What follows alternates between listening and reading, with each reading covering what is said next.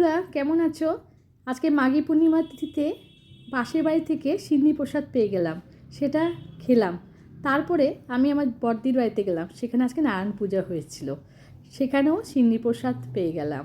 আমার দিদির হাতে মাখা সিন্নি প্রসাদ খেতে আমার খুব ভালো লাগে। আমি খুব তৃপ্তি করে দিদির হাতে মাখা সিন্নি প্রসাদটা খেলাম।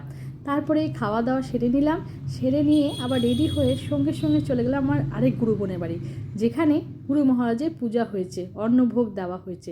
সেখানেও আমি আবার প্রসাদ খেতে চলে গেলাম। আজকে দুপুরে খাওয়াটা সেখানে সারলাম।